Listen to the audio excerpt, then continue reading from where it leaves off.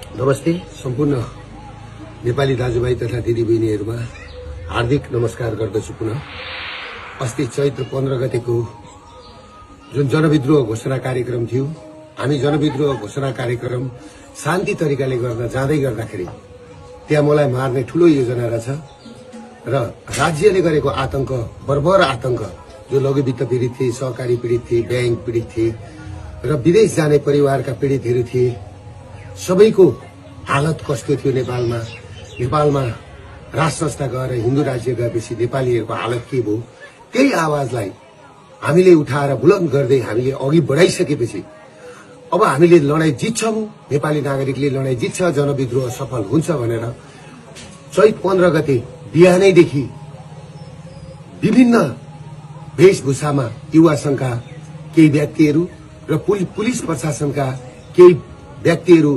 Civil ड्रेसमा हात हतियार सहित गएर अर्काको घरमा चढेर बिहानैदेखि घर कब्जा गरेर जुन घटना पुलिस प्रशासनले घटायो र हामी कार्यक्रम स्थल 1:30 बजे पुग्दै गर्दाखेरि कार्यक्रम स्थल पुग्नुभन्दा 15 मिनेट अगाडि नै हामी जहाँ स्टेज बनायौं, हामीले त्यत्रो खर्च गरेर शान्तिपूर्ण प्रदर्शन गर्ने भनेर हाम्रा पाहुनाहरू हामीलाई स्टेजै पुग्न नदिकिन बाटैबाट गोली हानेर चाहिँ नि लखेट्न थालेपछि, टियर ग्यास हान्न थालेपछि त्यस पछाडि हामी अघि बढ्नु पर्यो।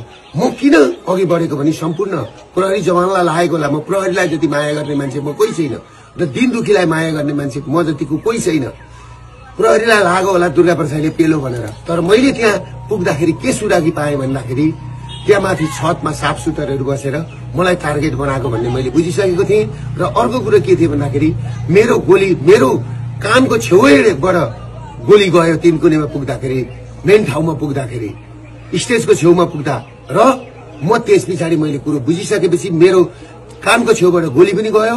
फेरि अर्को कुरा के भन्दाखेरि तपाईहरुको मेरै गाडीमा आएर टियर ग्यास खसिसकेपछि त्यस पछाडि म उत्रेर मेरो ड्राइभरलाई निकालेर म आफै गाडी चलाएर यिनीहरूले मलाई मार्दै रहेछन् र यिनीहरूले मलाई कि त थुन्नु पर्यो, गुन्जालो जो पेरुको गुन्जालो बनाउने, या त बनाएर मलाई कि त थुन्नु पर्यो कि त मार्ने षड्यन्त्र गरेको मैले बुझिसकेपछि मेरो अन्त कहीँ उपाय नभएर म पुलिसको ब्यारिकेड तोडेर सुरक्षित स्तरतिर म पुगेको थिएँ र म पुगेको हुँ र मैले पुलिसलाई चित्त दुखाउने काम मैले गरेका छैन।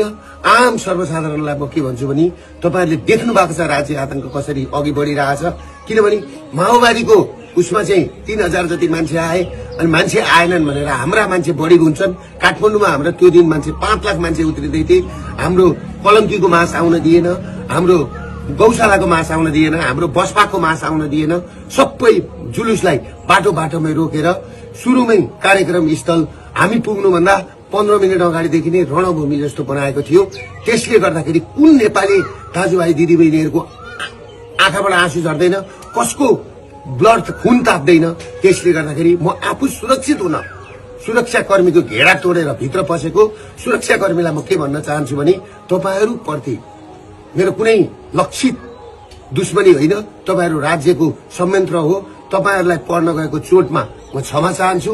तर एउटा कुरो के छ भन्दाखेरि दुर्गा प्रसाद तपाईहरुबाट टाढा छैन र केही साथीहरु, केही 12 भाइ मिडियाहरु मेरो पछाडि हात धोएर लागेका छन्। यिनीहरु भनेको क्रिस्चियनको पैसा खाएर, युएसआईडी को पैसा खाएर, युरोपियन युनियनको पैसा खाएर आज देश तहस नहस बनाएको छ र केही मारवाडी तस्करहरु र 12 भाइ मिडियाहरु जुन तरिकाले लागेका छन् सोशल मिडियामा बोल्ने बुद्धिजीवी दाजुभाइ दिदीबहिनीहरुलाई, सबै बुद्धिजीवी विज्ञ वर्गहरुलाई म के भन्छु भने यो नागरिक विद्रोहलाई सफल पार्न सबैजना सहयोग गरिदिनुहोस्। म भागेको छुइनँ, म भाग्दिन। पुलिस प्रशासनले मलाई खोज्नु पर्दैन, किनभने मलाई गुन्जालो बनाएर यो आन्दोलन दबाउने कोसिस गरिएको छ। म सुरक्षित मात्रै बसेको, मलाई साफ भेटेको ठाउँमा गोली हाल्नु भन्ने प्रधानमन्त्रीको आदेश छ भन्ने कुरो मैले सुनेपछि म सुरक्षित मात्रै बसेको, मलाई साफ भेटेको ठाउँमा गोली हाल्नु भन्ने प्रधानमन्त्रीको आदेश छ भन्ने कुरो मैले सुनेपछि म सुरक्षित ठाउँमा बसेको छु। म भागेको छुइनँ। म नेपाल र नेपाली छोडेर म भाग्दिन। म भाग्नलाई जन्मेको होइन, म झुक्नलाई जन्मेको होइन, बरु म मर्छु तर तपाईहरुको अगाडि मर्छु। त्यसले गर्दाखेरि तपाईहरु के बुझ्दिनुस् भने सम्पूर्ण नेपाली नागरिकलाई त्यो घटना कसरी भएको छ, पत्रकारलाई आगो कसरी लगाइएको छ, त्यो घर माथि कसरी बिहानैदेखि गएर चाहिँ पुलिस र सुरक्षाकर्मीहरू चढेका छन्। र अर्को कुरो के छ भने हाम्रो अभियानले म फिल्ड कमान्डर, म कमान्डर हुँदै हुँदाखेरि मेरो मुखबाट सुन्नुभयो तपाईहरुले चाहिँ नि सुनेको छ, फलानालाई आगो लगा, फलानो घर आगो लगा, गोली हान भनेर मैले त्यहाँ भनेको छु। बरु एयरपोर्ट कब्जा गरौं, संसद भवन कब्जा गरौं, मान्छेका घरमा आगो लगाउने, तोडफोड गर्ने काम नगर साथीभाइ हो भनेर मैले भनेको छु। तर जुन घटना भएको छ त्यो घटनाप्रति म दुःख व्यक्त गर्दछु। र जुन मान्छेहरू, जुन 5 जना मरेको खबर आएको छ, अहिले 2 जना मात्रै देखाएको छ, एकजना पत्रकार भाइप्रति हार्दिक श्रद्धाञ्जली व्यक्त गर्न चाहन्छु। र अर्को हाम्रो महर्जन भाइप्रति हार्दिक श्रद्धाञ्जली व्यक्त गर्न चाहन्छु। र अरु 5 जनाको पनि तुरुन्त यिनीहरूले चाहिँ सार्वजनिक गरून्।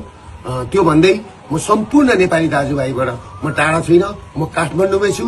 तपाईहरु पिर नगर्नुहोस्, म काठमाडौँमै कुनै एउटा मन्दिरमा बसेको छु, म सुरक्षित छु।